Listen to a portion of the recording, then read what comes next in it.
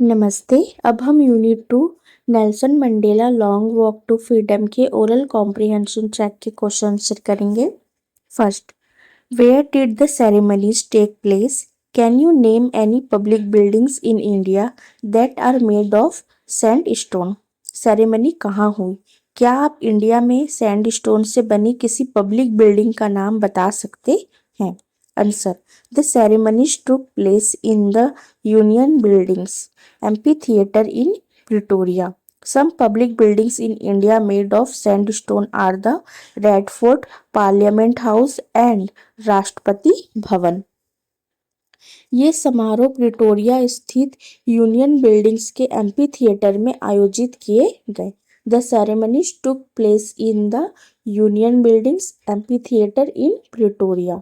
भारत में बलुआ पत्थर से बनी कुछ सार्वजनिक इमारतें लाल किला, संसद भवन और राष्ट्रपति भवन हैं।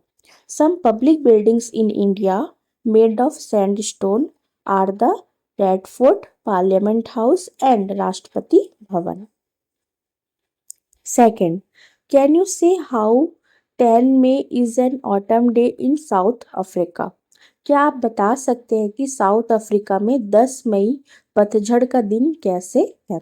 Answer, 10 May is an autumn day in South Africa because it lies in the southern hemisphere, where seasons are opposite to those in the northern hemisphere.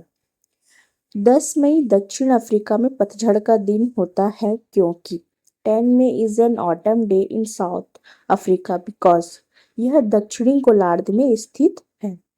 It lies in the southern hemisphere, जहाँ मौसम उत्तरी गोलार्ध के मौसमों के विपरीत होते हैं।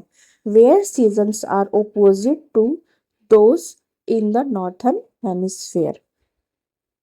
Third, at the beginning of his speech, Mandela mentions an extraordinary human disaster. What does he mean by this? What is the glorious human achievement he speaks of at the end? अपने भाषण की शुरुआत में Mandela एक बहुत बड़ी इंसानी मुसीबत का जिक्र करते हैं। उनका इससे क्या मतलब है? आखिर में वे किस शानदार इंसानी कामयाबी की बात करते हैं? Answer, an extraordinary human disaster refers to the system of apartheid, racial discrimination. The glorious human achievement is the establishment of a democratic and free society without discrimination. एक असाधारण मानवीय आपदा का तात्पर्य रंग-भेद, नस्लीय भेदभाव की व्यवस्था से है। An extraordinary human disaster refers to the system of apartheid, racial discrimination. शानदार मानवीय उपलब्धि का अर्थ है बिना किसी भेदभाव के एक लोकतांत्रिक और स्वतंत्र समाज की स्थापना। The glorious human achievement is the establishment of a democratic and free society without discrimination. Fourth, what does Mandela thank the international leaders for? Mandela international leaders को किस बात के लिए धन्यवाद देते हैं? Answer, Mandela thanks the international leaders for supporting the struggle against apartheid and for sharing the victory of justice, peace and human dignity. Mandela रंग-भेद के विरुद्ध संघर्ष में समर्थन देने और न्याय, शांति तथा मानवीय गरिमा की विजय में सहभागी बनने के लिए अंतर्राष्ट्रीय नेताओं का धन्यवाद करते हैं। Fifth, what ideals does he set out for the future of South Africa? Way south Africa के भविष्य के लिए क्या आदर्श रखते हैं? Answer, he sets ideals of freedom, equality, justice, and a society without discrimination, ensuring that oppression never happens again. वह स्वतंत्रता, समानता, न्याय और भेदभाव मुक्त समाज की आदर्श स्थापित करते हैं, यह सुनिश्चित करते हुए कि उत्पीड़न फिर कभी ना हो। He sets ideals of freedom, equality, justice, and a society without discrimination, ensuring that oppression never happens again. Oral comprehension check. First, what do the military generals do? How has their attitude changed and why? Military general क्या करते हैं, उनका रवैया कैसे बदला है और क्यों? Answer, the military general saluted Nelson Mandela and praised loyalty. Their attitude changed from supporting apartheid to respecting democracy because the country had become free and equal. सेना के जनरलों ने नेल्सन मंडेला को सलामी दी और अपनी वफादारी का वचन दिया। The military general saluted Nelson Mandela and pledged loyalty. उनका रवैया रंग भेद का समर्थन करने से बदलकर लोकतंत्र का सम्मान करने वाला हो गया। Their attitude changed from supporting apartheid to respecting democracy, क्योंकि देश अब स्वतंत्र और समान बन चुका था। Because the country had become free and equal. Second, why were two national anthem sung? दो नेशनल एंथम क्यों गाए गए? Answer, two national anthems were sung to show unity between white and black people and to honor both past traditions and the new democratic nation. गोरे और काले लोगों के बीच एकता दिखाने के लिए to national anthems were sung to show unity between white and black people, और साथ ही पुरानी परंपराओं और नए लोकतांत्रिक राष्ट्र दोनों का सम्मान करने के लिए दो राष्ट्रगान गाए गए। And to honor both past traditions and the new democratic nation. Third, how does Mandela describe the system of government in his country?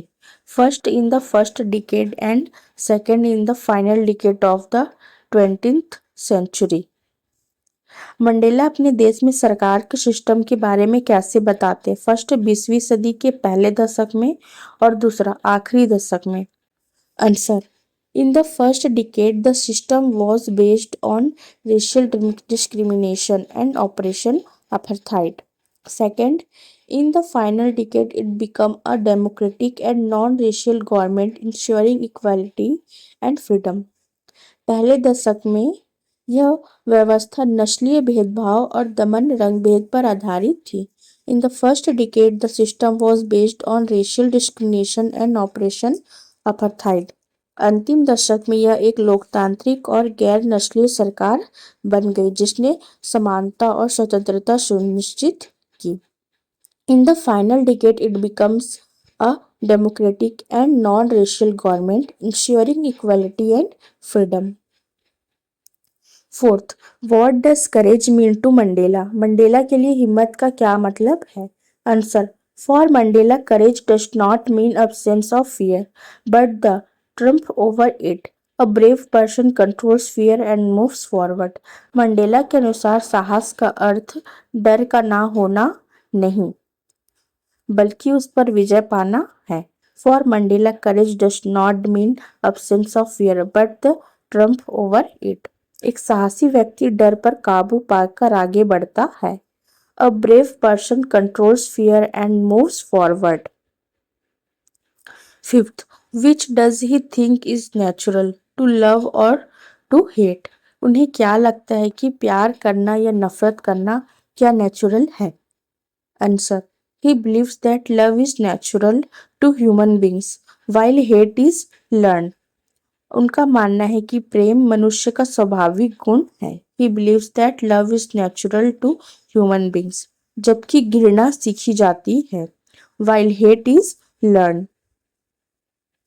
Oral comprehension check. First, what twin obligations does Mandela mention? Mandela ने किन दोहरी जिम्मेदारियों का जिक्र किया?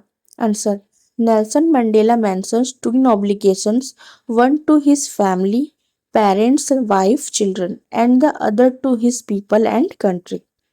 Nelson Mandela ने दो जिम्मेदारियों के बारे में बताया, एक अपने परिवार माता पिता पत्नी बच्चे के लिए।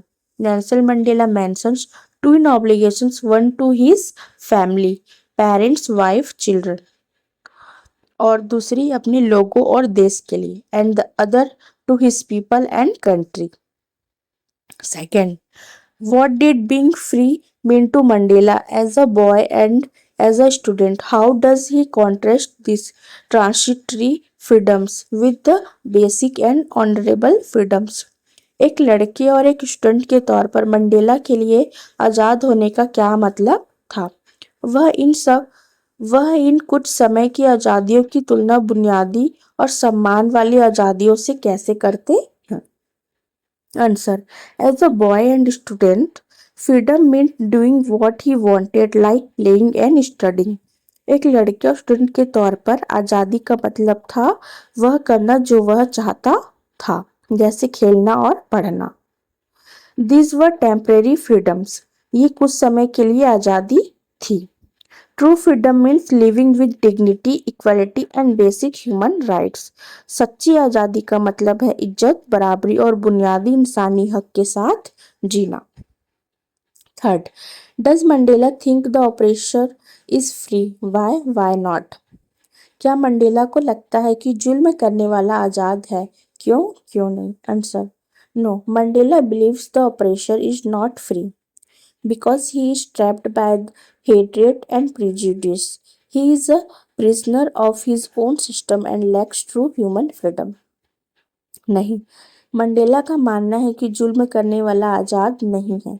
No, Mandela believes the operation is not free क्योंकि वह नफरत और भेदभाव में फंसा हुआ है। Because he is trapped by hatred and prejudice, वह अपने ही सिस्टम का कैदी है। He is a prisoner of his own system, और उसके पास सच्ची इंसानी आज़ादी नहीं है। And lacks true human freedom. Okay.